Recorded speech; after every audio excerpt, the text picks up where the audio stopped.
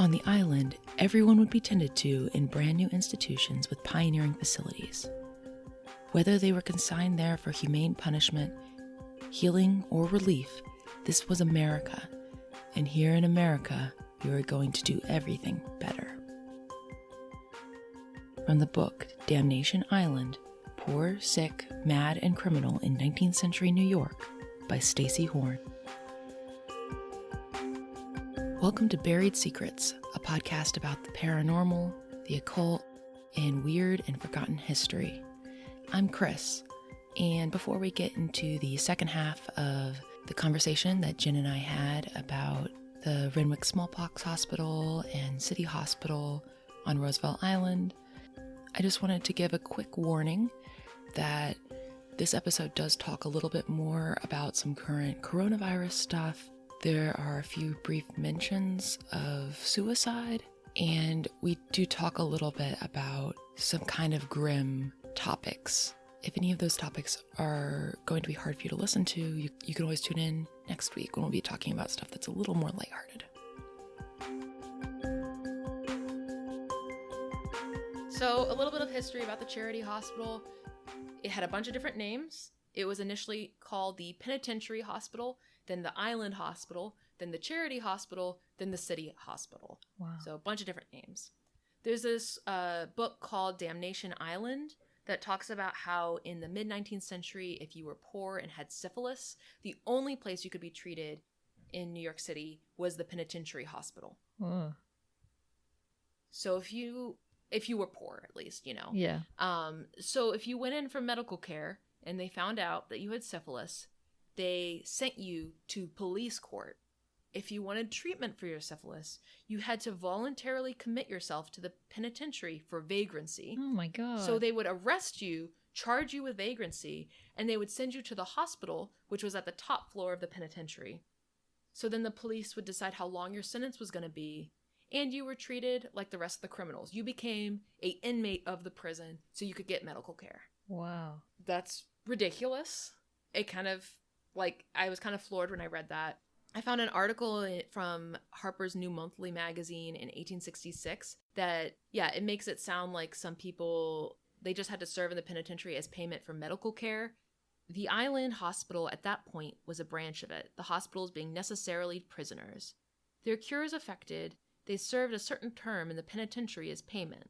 So basically, I think it's really interesting because that magazine article is so transparent because it's like, you had to work as slave labor in order to get this medical care. Yeah. And they literally say as payment. That's fucked up. They're totally blunt about it.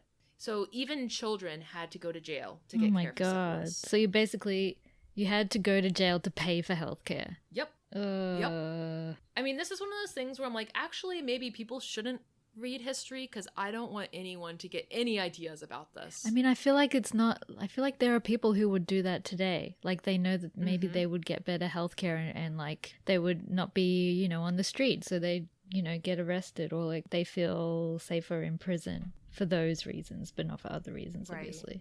Yeah, I don't know. Seems possible. There was a story about a 12-year-old girl who was in treatment at the penitentiary hospital. So, literally 12-year-olds were having to go to this hospital to get treatment. And since antibiotics weren't invented yet, people were treated with mercury, which is obviously deadly. God. Wow. Syphilis was actually very common at the time.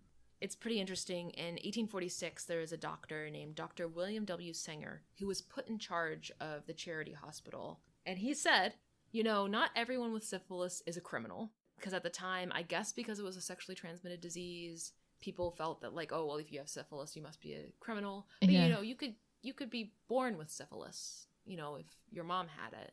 He gave an example of how a poor woman could catch it from an unfaithful husband, or a drunken laborer could catch it from a sex worker. This is actually really interesting. He led a survey of 2,000 sex workers and ended up calling for the city to decriminalize sex work and to have a medical bureau established in the police department to monitor sex workers for health issues and hospitalize them when they were infected. Oh. So it's very surprisingly progressive for 1846. Yeah. I mean, I don't know how great the idea of putting the police in charge of sex workers was great, but the fact that he was wanting to decriminalize it is a plus. Yeah, he like wanted to do some reform. And, you know, the decriminalization, that's a great suggestion. Mm. He started to do some reform in the hospital before he resigned in 1847. He resigned in 1847. He came back in 1853. While he was gone, a new hospital building, which he had advocated for while he was there the first time, had been built. But it was so badly constructed that it was considered unsafe for people to enter. So not okay for human habitation. However, since Dr. Sanger was gone, patients were put in there anyway. So he comes back, and this, you know, he had been saying, like, look, this hospital shouldn't be in the prison, it should be in its own building. They finally build the building, and it's a death trap, basically. Seems typical. Yeah, not surprised, unfortunately. Yeah. During his second stint there, he was able to change the rules so people could get treatment without first needing to be convicted of a crime. He also had the name of the hospital changed to Island Hospital. Sounded a little nicer than Penitentiary Hospital. Yeah. And was also more accurate if you didn't have to literally become a criminal in order to go there. Yeah. On February 13th, 1858, during a terrible snowstorm, the unsafe Island Hospital building burned down. There were fire hydrants on the island, but they weren't working, and there wasn't a fire department on the island. So people, mostly convicts, had to throw buckets of water from the river on the fire. The excellent news is that no one died during the fire. Wow. Even though the patients had been locked inside because, you know, it was set up to house prisoner patients. Yeah. So all the patients had been locked inside. So lucky that no one died. Yeah, there was one baby who died like a couple hours later, but the baby had been in critical condition. So it wasn't really clear if the baby had died from the pre-existing condition that like the baby was in critical care for, or if it was like the fire, the exposure to the elements, etc. But no one died literally from the fire, which is a miracle. Yeah. The walls of the hospital collapsed. They had been basically like braced with, I think, just pieces of metal, basically. Wow. Even though the hospital had only been around for a few years, it was in that terrible condition that, like, the fire happened, the walls collapsed. Yeah. It was awful. So everybody was pretty happy that they had the chance to have a blank slate and build a new hospital. So they hired Renwick, you know, a very respected architect, to build a new version of the hospital. So, of course, you know, convicts from the island quarried the stone that was used in the walls. When the cornerstone of the Renwick version of the hospital was laid, the president of the Almshouse Board of Directors called Blackwell's Island, quote, "this New York garden of charity." He described the patients, quote, "victims of pollution brought on by shame and crime." Oh. So, seems like a great guy. Seems like he's really thinking hard about the terrible societal stuff that, you know, forced people to go to this terrible hospital. Of course, like, at this time, there were a lot of people calling for reform. You know, it wasn't, not everyone thought this way. But, you know, I even found articles in some newspapers from the time that were basically, like, calling on people to really think about why people were poor, why people became criminals, why poor people who did crimes were sent to prison, and rich people who committed crimes became politicians. Ooh, you know? Can't relate to that at all. Right? It's really, you know, so much has changed since the 19th century. It's kind of hard to imagine what it must have been like to world. be a person in the 1850s, 1860s, you know? So, you know, this is all very, like, bleak and Gothic and stuff, but there were people calling for reform. And, like, it's good that Sanger, this doctor, was a reformer. One thing that I thought was really interesting, so, you know, the charity hospital or the island hospital, whatever you want to call it, was torn down in 1994.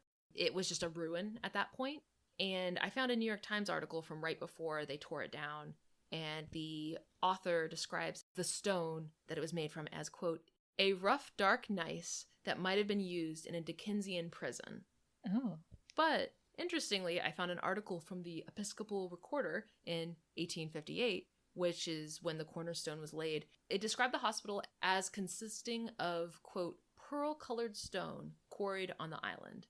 Which is interesting because I've never seen anyone describe the stone from the island as pearl-colored. No. But I think it's like kind of an example of these people who want to paint these institutions for the poor as some kind of utopia or like, oh, they're just really lucking out. The article also compares the hospital to the Riccardi and Pitti palaces of Florence. What? So it says the center building is to be finished with domes on the roof, like the Louvre at Paris.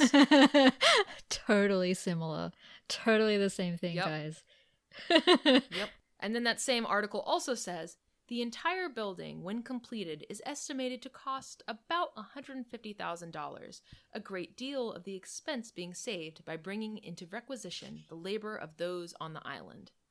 Of those on the island, those happy little people out on the island. Yeah.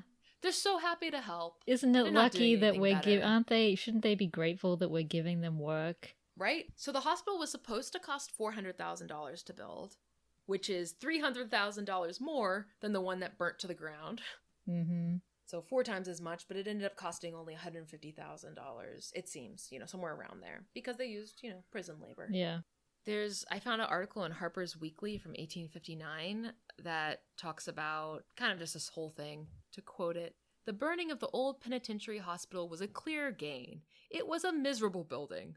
It is now being replaced by a fine stone edifice built by convicts of stone quarried by convicts from quarries on the island. The cost will thus be moderate, and the experience of the island officials is likely to ensure the construction of the new building on the soundest architectural principles. The visitor is rather astonished at first at the quiet, steady manner in which the convicts work at the quarries. He asks himself why these stout fellows, with heavy hammers and drills in their hands, don't rise in rebellion and make their escape. On inquiry, however, he learns that individuals who seem to be spectators and lounge around within easy distances of each other are all keepers, prepared to, in the case of insubordination, shoot down half a dozen convicts. Whoa. Right? A lot of these articles from the time were very blunt. Yeah. Some of them wanted to sugarcoat it, but some of them really didn't. No, which is good, we need that balance of like facts versus fiction. Another thing that hasn't really changed much. Yep. So the hospital was the largest hospital in New York. It was built in the Second Empire style, and it had a mansard roof. Do you know what a mansard roof is? No. How would I describe it? I am not very knowledgeable about architecture. I would describe it as kind of a hat that a building wears. So, there's some old buildings, they have kind of a roof that looks like a little hat. It's made out of a different material. It kind of goes up. It's round. It's almost like a dome, but not quite. Like it usually is, like kind of flattens out on top. Like, hang on. So I'm picturing something like the Temple of Heaven in Beijing. Do you know what that looks like? No. Oh. Well, it sounds like what you're describing, but that sounds much cooler probably than a mansard roof. Like it's an architectural style that if you Google what it looks like, you're like, oh, okay, and then you'll always be able to recognize it. Right. Maybe I should. But it's Google not really it. something that comes up often. Wait. I feel like it's from a very specific type of architecture. How do I spell it? It's MANSARD. Mansard roof. A lot of people our age know about it because of a song by Vampire Weekend. Oh. About mansard roofs. Oh. At least it's called that. So it's kind of like super Victorian looking. Yeah. Okay, that's not anything like Temple of Heaven in Beijing, so scratch that. Yeah. But okay, I see now. It's very Victorian. Right? Yeah, it's like very Victorian. It's kind of like a thing that's put on top of the building that's kind of rounded. Like the Addams, like at the top of the Addams Family house. Yeah, exactly. So now every time you see a mansard roof, you'll be able to identify it because it's very specific. And I guess, so, this hospital was built in Second Empire style, so that's the same style that Renwick used for the main building at Vassar. So I still have never been to Vassar's campus. I want to go one of these days, but anyone who's seen that, it looked similar to that. The hospital had 29 wards. They ranged from 13 to 39 beds each. The hospital was completed in 1861. People started using it in 1860, which was also the year that Sanger, the nice reformer doctor, left. So unfortunately, once he left, the prison wardens once again took control of the hospital instead of doctors. That's great. There was no explanation given for why Suddenly, they were like, oh, actually, we don't need doctors to run this anymore. We'll take it over as prison wardens. So then, all of the medical departments were run by recent med school graduates who didn't know how to do anything. And real doctors visited the hospital once a week. Oh my God. So when the real doctors would visit, the recent med school graduates would come to them and say, hey, how do I treat this? Like the standard of care was horrific then. Yeah. A lot of the people who were working in the hospital were prisoners and workhouse inmates. During and after the Civil War, injured veterans were treated at the hospital. In 1866, they changed the name of the hospital to Charity Hospital. Here's like a pretty gruesome detail that's pretty upsetting, but also interesting. So recovering patients at the hospital were made to work because I guess everyone on Blackwell's Island, if you could work, they wanted to eke out every bit of labor they could out of you. Yeah. And in 1867, patients made 504 shrouds, like for bodies. Oh. Reports from the time don't say that the shrouds were for other patients, but that same year, 505 people died at the hospital. Oh. So they made 504 shrouds, 505 people died. I wonder what they use those shrouds for. Yeah. Ugh. It's just so gruesome. I just can't imagine being a patient being made to work and you're literally like making shrouds for fellow patients. Yeah, or for yourself. Probably. It's so dark. So in 1869, a patient from Charity Hospital was the first person to be buried in the new Potter's Field on Hart Island. Oh. So I mentioned Hart Island earlier. Yeah. I didn't really go into it. Had you heard of Hart Island before now? No. So Hart Island, this is about to be like pretty upsetting. Hart Island is a potter's field, which is, where people are buried if you don't have somewhere else to bury them. Yeah. Actually, like, there's been a lot of potter's fields. Washington Square Park in Manhattan, in the Village, used to be a potter's field. Well, Hart Island is the current potter's field that's in use for the city. So in, I believe, 2008, the city came up with a plan for what they would do in the event of a pandemic, where I think maybe like 2%, several percent of, a decent amount of the population died. The plan was to bury them in Hart Island using prison labor. Oh. Because all of the burials right now that happen on Hart Island, it's all done by prison labor. People who are in Rikers prison. Oh. So, nowadays that's where the unclaimed bodies are buried. But if there's going to be a large number of coronavirus victims in New York City, that's where the bodies are going to be buried. Oh. And just, I think last week, there were headlines about how, I think they would pay inmates like 50 cents an hour to bury or to dig graves on Hart Island. And that was supposedly a very coveted job to have at the prison if you're a prisoner, because you get like fresh air and exercise. Oh, right. You get to be outside, So last week they reported that prisoners who are willing to bury bodies will now earn $6 an hour, which is that's like buku bucks by prison standards. It's still, like a third of minimum wage in New York. Yeah. And they're also being offered PPE, so personal protective equipment, if they bury coronavirus victims in Hart Island. So would they even be burying coronavirus victims even if they're like claimed? Like, I hate saying that, but like claimed bodies? I am wondering that as well. Or is it because I am not sure. They could still be contagious? Like, I don't understand why, if the victim has a family and stuff, why would they need to be buried there? That question has not been answered to my satisfaction in anything that I have read. But I know, like, right now, the city morgues and crematoriums are getting totally, like, there's too many bodies right now. And crematoriums are, like, literally running 24 hours a day right now. Oh, shit. My sense, actually, I guess the question kind of has been answered for me. I read that in the pandemic preparedness plan, I think the idea is in the interim, like, there's just going to be too many bodies, so they're going to just bury a bunch of them on Hart Island. But I think the idea is that they'll remember where they buried everyone, and if family wants to claim them, they can. Oh.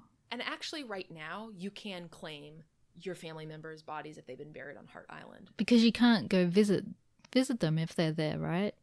So technically, you can. Once a month, the Department of Corrections has a boat that it goes from City Island in the Bronx to Hart Island. I think it's on Thursdays once a month. You have to fill out all this paperwork, get special permission from the city, and you can go to Hart Island. And, the whole time you're supervised by prison wardens, guards or whatever. I think if you have a relative buried on Hart Island, you can go to their graveside. If you're just a member of the public and you get permission to go, there's a gazebo where you have to stand. And you can stand on the gazebo for like an hour or two, and then you have to go back on the boat. Oh. So I think there has been talk the last few years of maybe letting more people on the island, opening it up a little bit more. But so far, it's kind of just like at the pleasure of the Department of Corrections, you can visit. Wow.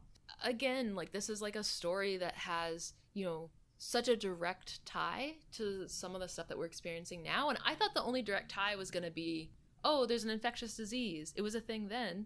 Yeah. Let's see how people handled infectious diseases then so we can compare it to how it is now, or like, have context for things now. But then suddenly like all these things came up in the story. And this is going to continue happening, stuff directly related to coronavirus stuff that's been in the news. But to get back to Charity Hospital, the conditions there after Dr. Sanger left were very bad. Mm-hmm. The chief of staff reduced the amount of food that patients were given. Several patients killed themselves. And at least one staff member murdered a patient. Fuck. And even though another patient witnessed the murder, basically everyone in management covered it up. And the guard was eventually, or the staff member was reassigned to Bellevue Hospital, which was another charity hospital in I've Manhattan. heard of that one. Yes. That's a very infamous hospital. Yeah. It's much more famous. Yeah. But it was smaller than Charity Hospital.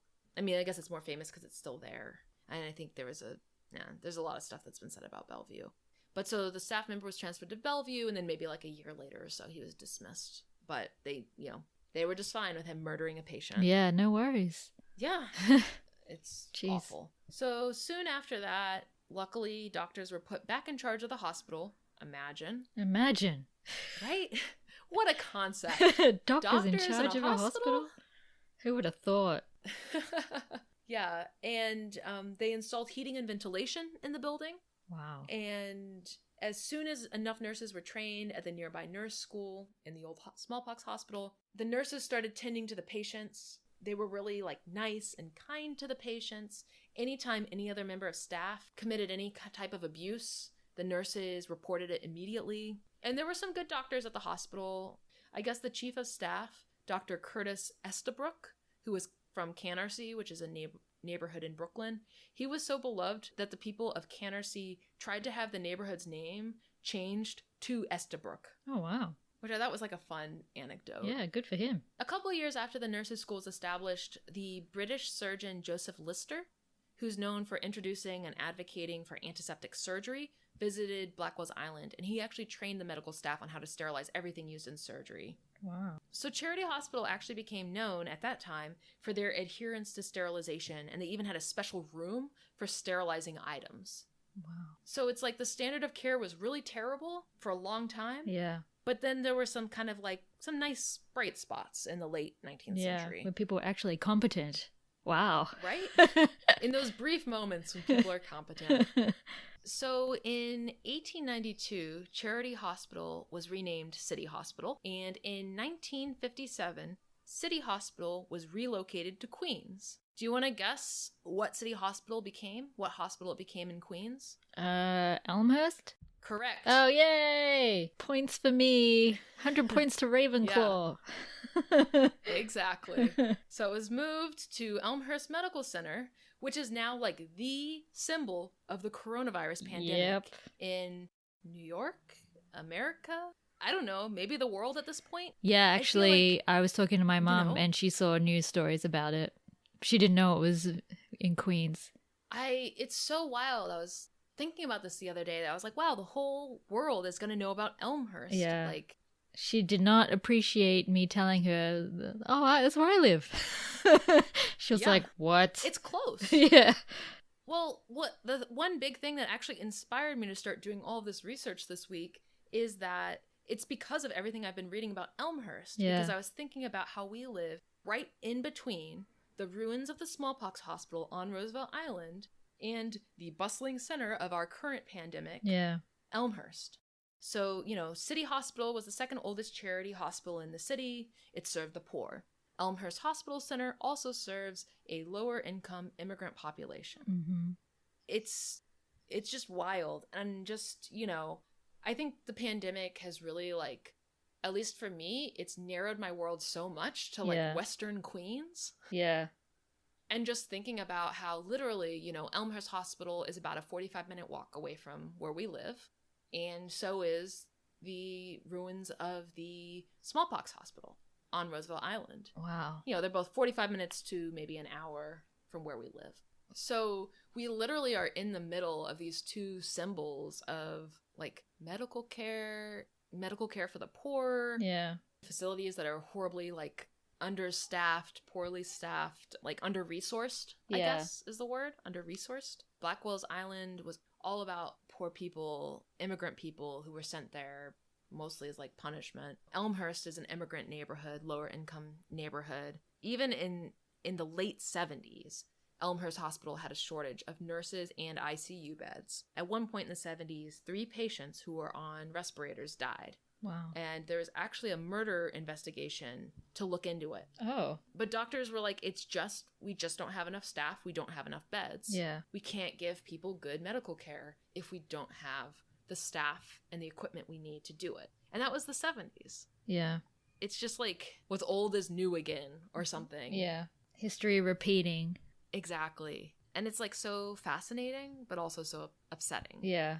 But I guess there's this part of me that's like, well, we're not in it alone. Like, all these people have gone through this and, like, survived. Pandemics, horrible infectious diseases like smallpox. Yeah, it is like, I mean, there's something kind of a relief to know, like, this all happened and it was terrible, but then, New York got through it. And now, like, all these years later, people don't even know the buildings on Roosevelt Island are linked to that. Right. Yeah, I mean, most of those buildings are torn down. Yeah. The Smallpox Hospital is kind of the last reminder of that. There's the Smallpox Hospital. There's the Octagon, which was, the entryway to the lunatic asylum. Yeah. And then there's the lighthouse. And the Octagon's an apartment building now, right? Yeah. So, like, there's just people living there in these luxury apartments, or, like, in really nice apartments with that history. And I really wonder how many people there think about the place that they live, like, what happened there. Yeah.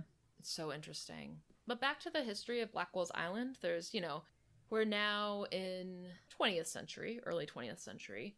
So in 1921, Blackwell's Island was renamed Welfare Island. It was part of an effort to rehabilitate the island's image. And at the time, welfare didn't have the negative connotation that it has nowadays. Mm-hmm. It was like a nice charitable kind of connotation, not like a welfare queen kind of connotation. In the 1930s, there were a number of scandals related to the terrible conditions in the prison on the island, and eventually a raid exposed conditions in the prison, which were just horrific. So in 1936, the prison and the workhouse were torn down, and the prisoners were moved to a new prison where everything would be totally different. Everything would be better. That prison is called Rikers Island. Yeah. Which is where they remain today. So, like, for people outside of the New York area, Rikers is famous for being one of the worst prisons in the entire United States. I mean, I think it's pretty famous internationally. Like, if anyone watches Law and Order, they will know about Rikers. Yeah. It's like a nightmare place. Yeah. Even as early as 1939, 3 years after it opened, it was so overcrowded, dangerous, and unsanitary that a court in the Bronx called it, quote, nearly unlivable. And as early as 1941, the number of incarcerated Black people started to skyrocket, which was, is the beginning of the creation of this system of mass incarceration of Black folks that continues today. I mean, Rikers is, like you said, internationally famous. Probably don't need to go too far into it, but I do want to tell, like, one really famous story just to give people an idea of how awful it is. So in 2010, there was a 16-year-old kid named Khalif Browder who was arrested for stealing a backpack. Ugh. He was put in Rikers for 3 years without a trial. Oh my 2 of those years, he was in solitary confinement. What the fuck? And he was subject to abuse from guards and inmates. In 2013, his case was dismissed, but he was so deeply traumatized that he died by suicide in 2015. What the fuck? It's it's awful. And I mean, there's a lot of awareness of how bad it is now. Yeah. But still, it's 2020, 10 years later. I do think that there's different rules where like younger people, like teenagers, I don't think are able to be put in Rikers anymore, at least not very young teenagers. But still, we're talking about them burying graves for very, very, very, very low wages. Mm-hmm.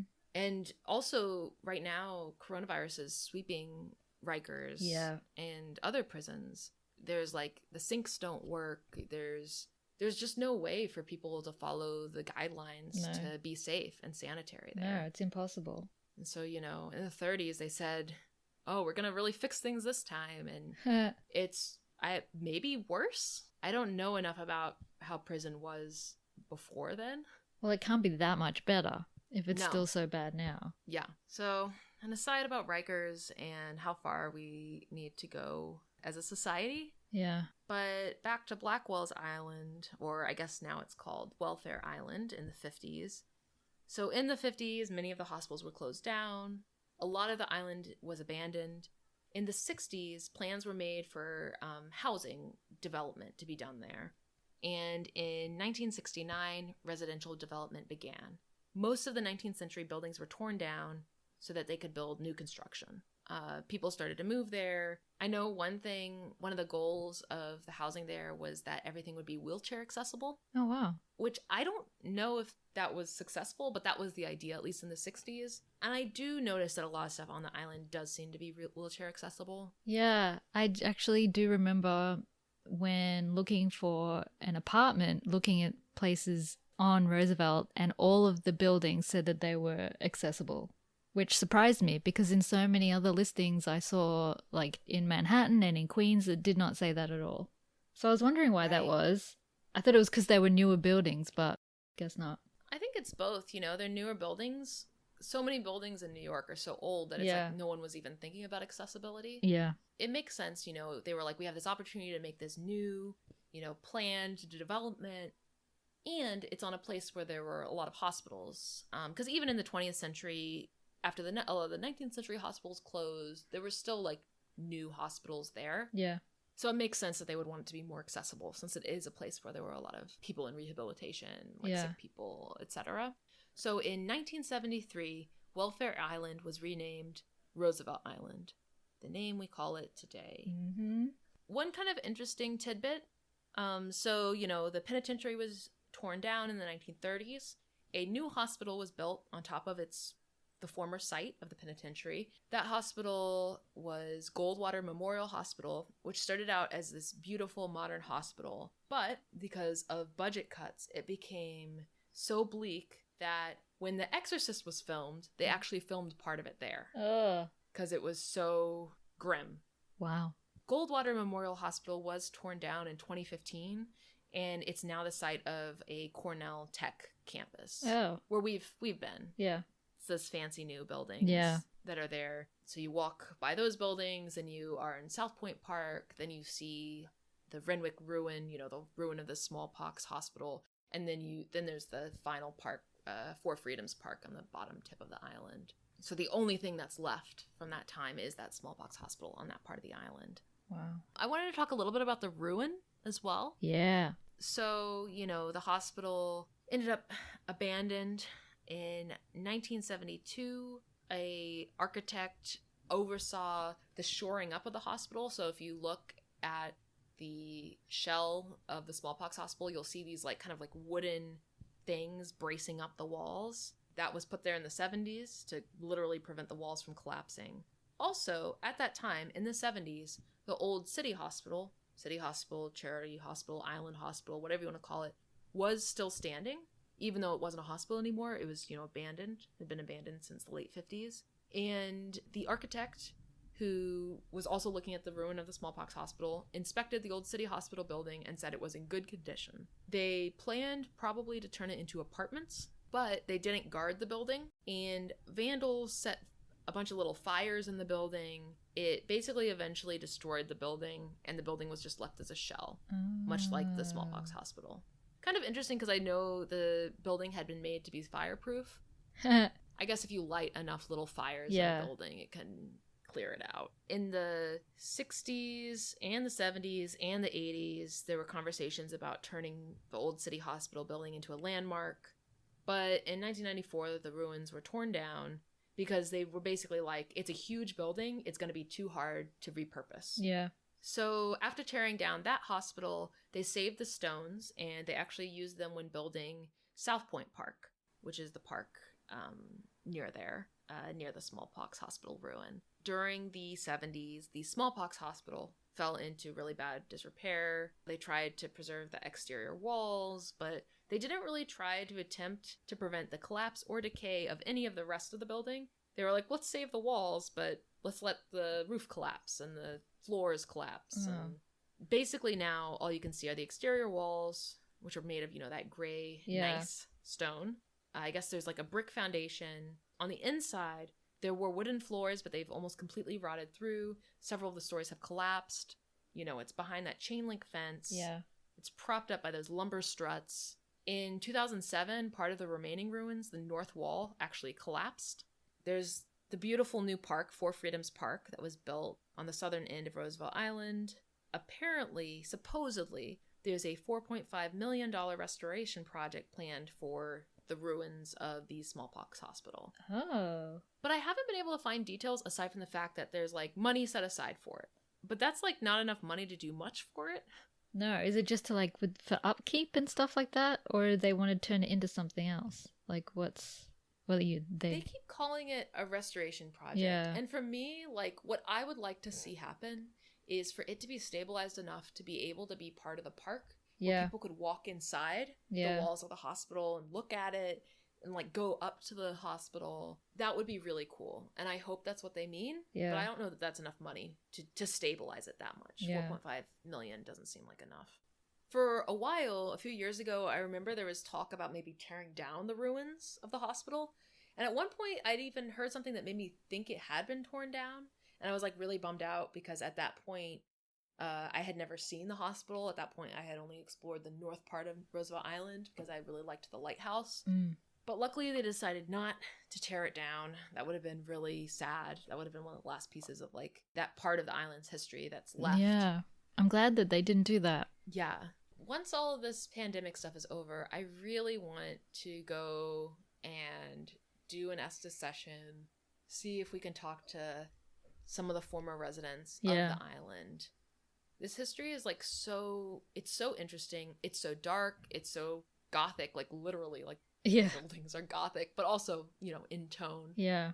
It has so much relevance to today. Yeah. Which is creepy in itself. It's so creepy. While this topic wasn't paranormal, it's so creepy. I mean, yeah, it's still it's not paranormal, but it still sends chills down your spine, I think. It really does. And I think it just says so much about where we were, where we are now, how far we still have to go. And it also says so much about how relevant history is. What is that saying? Those who forget history are doomed to repeat it. Yeah. Or whatever. Yeah. And I feel So this is a piece of forgotten history. Best case scenario, maybe someone knows that there is a creepy ruin on the south side of Roosevelt Island. Yeah. If they live in New York. Or maybe best case scenario, someone knows that there's an island in New York called Roosevelt Island. Yeah. But there's so many lives, so much stuff that happened on that island. And it's kind of hard to find some of this information. I really did a deep dive, and so many websites kind of just regurgitate the same information over and over. Yeah. There is a book that I read some of. I haven't read the whole thing yet, but there's a book called Damnation Island: Poor, Sick, Mad, and Criminal in 19th Century New York by Stacey Horn. That was one of my sources for this. It was really interesting. The part of it that I read, I just read bits and pieces of it, and the part about the hospital, but I'm now going to sit down and read the whole thing. I recommend that for anyone else who's interested in learning more about Roosevelt Island, because the whole book's just about Roosevelt Island. And I feel like Damnation Island is the perfect name for a book about Roosevelt Island. Considering the history, it's, perfect. And it's just, it's an island now that it's so beautiful. It's clean. It's when you walk onto Roosevelt Island, I don't feel like I'm in New York anymore. No. I feel like I'm in a small town. Yeah. It really does have that city. vibe. And then right now, with spring and all the like the cherry blossoms and everything are out, and it's just so pretty. And then you get the view of Manhattan while not being in Manhattan. It's just, it's so beautiful. Yeah. There's like a path around the whole island, so there's always runners. Like even when I'm in Queens looking at the island, I can see the runners running around. There's parks. It's a really beautiful place. And it's so quiet, which is very unusual for New York. Like everything is so loud, but it's so quiet there. It really is. It's a really beautiful place, and like beneath its surface there's so much of our history and so much that relates to our present. Yeah. So that's the Smallpox Hospital. I talked for a long time. Good job. Very interesting. I approve. Yay. I'm a bit creeped out, but in a good way. Yeah. I hope you're able to like sleep tonight and don't think about Hart's Island at all. Yeah, that's creepy. Any of that stuff. Yeah. I do want to do some other episodes about Roosevelt Island though. Mm-hmm. I found out some really weird stuff. Like I really want to do an episode about the lunatic asylum. Yep. There's also this really weird character who I learned about on Blackwell's Island, who built like a weird house that I found a picture of in a historic newspaper that literally looks almost like a hobbit house. And there's a lot of weird stuff about this guy. So I'm going to do a deep dive into this guy. Some future episode we can talk more about Roosevelt Island, both about the lunatic asylum, but also about like this guy who I can't quite figure out what his deal is. And like some accounts question whether he even exists or existed. That's weird. It's really weird. But I found out about him initially from one of the many newspaper articles I read from the 19th century. So to me, I think he exists if this reporter spoke to him and went to his house and his like beautiful garden and stuff. But yeah, there's much more history to explore on Roosevelt Island. Yay. Cool. I think we did it. Cool. Thanks so much for listening to Buried Secrets. If you liked this episode, please tell your friends about us. You can visit our website at BuriedSecretsPodcast.com. You can follow us at Instagram at Buried Secrets Podcast. And you can follow me on Instagram at Jen Marie Wild. We also have a Patreon at patreon.com/buried secrets. You can email us at BuriedSecretsPodcast@gmail.com. If there's anything you want us to cover, or if you've had any weird experiences you want to tell us about or talk about, we'd love to hear from you. Thanks for listening, and we'll see you next time.